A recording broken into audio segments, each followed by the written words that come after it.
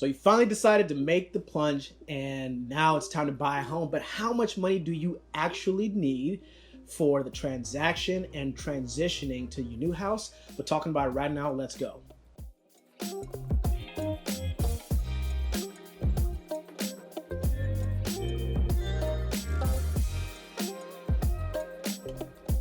What's up, everybody? Muoki here. I'm a realtor in Leesburg, Virginia, here to give it to you real, raw, and always abiding by fair housing law. If this is your first time on the channel, welcome. We're so glad to have you. You've been here before. Hold up, get your popcorn ready. We'll get started in just 1 second. We'll remind you, your phone is your friend. Get a hold of me any way you can. You got my contacts here on the screen and down below in the description. Don't forget to get your free Homebuyer Pro Kit as well, especially in this video. You're going to need to know a lot of what's going on there. Subscribe if you want to. Join the team. We're always excited for new members. Let's get in this thing talking about how much money do you need to buy a home for the first time. Now, when people talk about buying a home traditionally, one of the things that they always emphasize is your down payment. So whether you're going to be looking at whatever kind of loan you want to get, everyone's always like, hey, make sure you put down this amount. Typically people say 20%, or at least when you go on Zillow or Redfin or wherever you find these mortgage calculators on properties that you like, they assume a 20% down payment as well. That's why you'll see, hey man, I can, if I buy this home now, I only have, a $1,400, $1,500 monthly payment. It's because they're assuming you're going to be putting 20% down. They're assuming you're the highest qualified buyer for this home, and so usually it depends on it's figured into the monthly payment that you're gonna be working on. But even from the first time I got into this thing, one of the things I noticed was just how much more money you need other than a down payment in order to get from, hey, I like this house, to I now own this house. And that's what we're going to talk about today. So how much money do you need? Big picture, most people need more money than they currently have right now.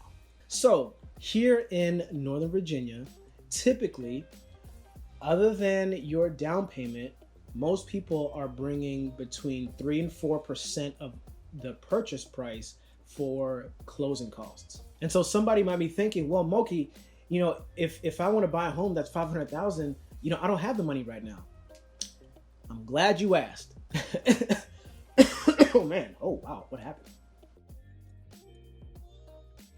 Look, buying a home is an investment and it takes time. Even if you're putting, let's say, $10,000 on a down payment, you're taking out a massive loan. And so you really want to take your time, be prepared when you're getting yourself into this kind of investment and commitment. So here are the 6 things you need to really focus on between now and getting a home and getting all the cash that you need to buy this home for the first time. The first thing is your financial health. You're going to need to know all of this when you talk with a lender.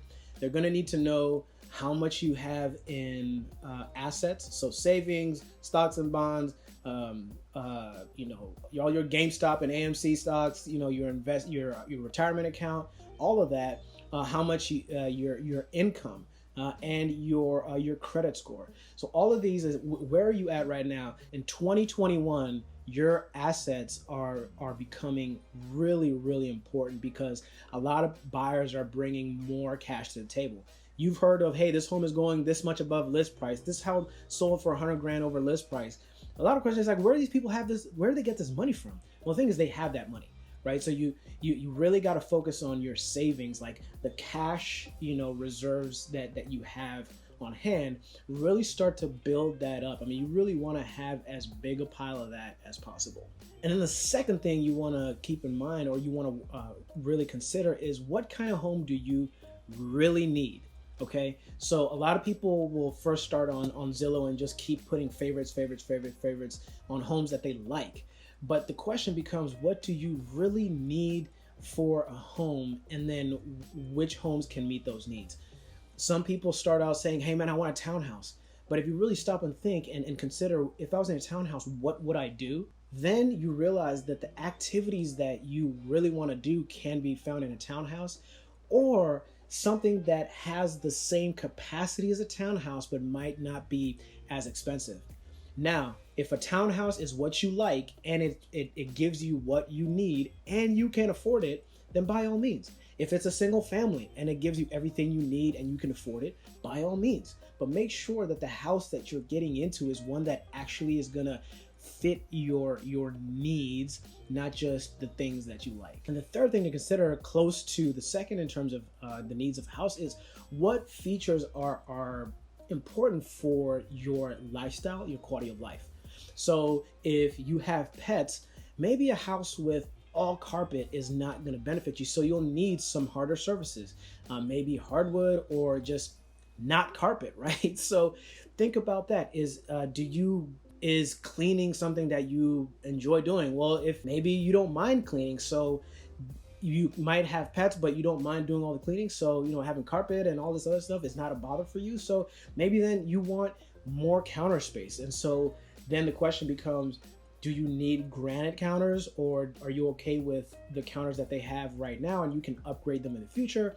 So all of these you have to consider, what do I want? What can I live with?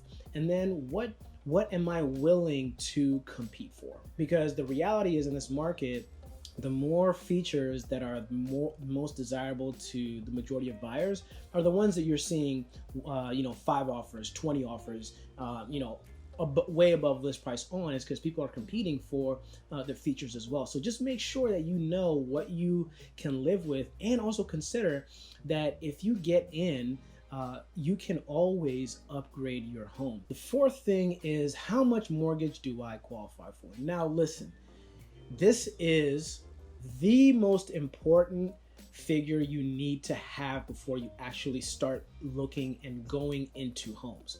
Because if you don't know how much you qualify for, or how much you're pre-approved for, then a lot of what you're doing is you're basically rolling the dice. So you really want to make sure that you're pre-approved for an amount that you can actually put an offer into and actually put a loan application for. And here's one important tip about how much mortgage you qualify for. You do not have to apply for the top limit of your mortgage. Watch this video with an interview with one of my current clients right now, talking about her journey in buying a home, where she qualified for a whole lot more than she's under contract right now, which is basically to say that you don't need to get you don't need to go all the way up. And also you gotta, the home that you find sometimes might be different than what you started out with, but that's okay, because you're in a good spot and you're making wise decisions that fit your needs and your goals. The fifth thing is, how much home can you actually afford? Now, a lot of is really piggybacking off of what I was just talking about. This goes into where you drill down the numbers on, on a current property. How much are you going to be putting down? What are the taxes for the county you're living in? What are the HOA fees, and how much are you going to be, what is the purchase price of the home? A lot of this you do with a lender, but there are resources you can find online. Speaking of resources, don't forget to grab your free Homebuyer Pro Kit down below.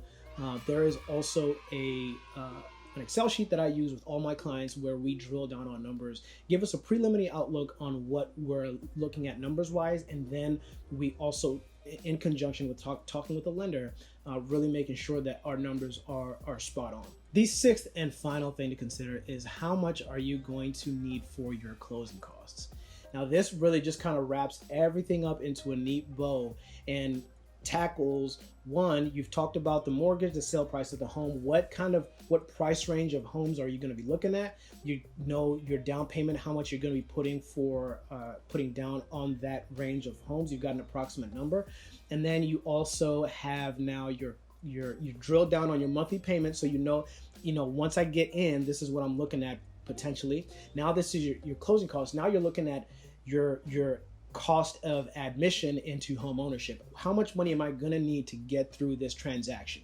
This is where, like I mentioned earlier, Virginia, it's 3%. So let's say you're putting a 10% down payment on a conventional loan, and you're needing 3% of let's say a sale price of $500,000.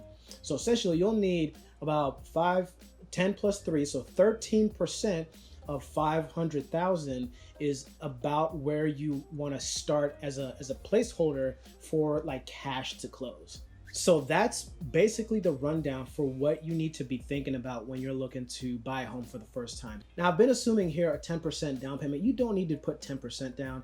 If you're going FHA, you can go as little as 3.5. With conventional, you can go as little as 5%. But especially with FHA, one of the things that they also do is they open the door for people who have a little bit higher than normal DTIs to be able to get in. You also want to watch your DTI. Your debt to income ratio should remain around 30%, before lower than 30% before you get into home ownership. So it all goes down to financial health.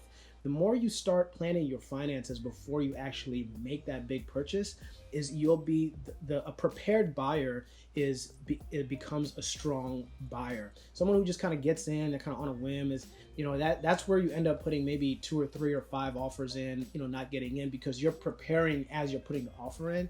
But if you're already prepared, you come in strong, you can put your best foot forward. I like to say that good things come to those who wait, great things come to those who prepare, and when you prepare, great things can happen for you. Go ahead and check out this video that talks about the cost of living in Loudoun County in 2021, and grab your free homebuyer pro kit in the description before you get up out of here. My number and everything is below. If you want to subscribe and join the team, you're more than welcome to do so. We always love to have new members on the team. From me to you, I really enjoy this time, as I always do. And until next time, take care.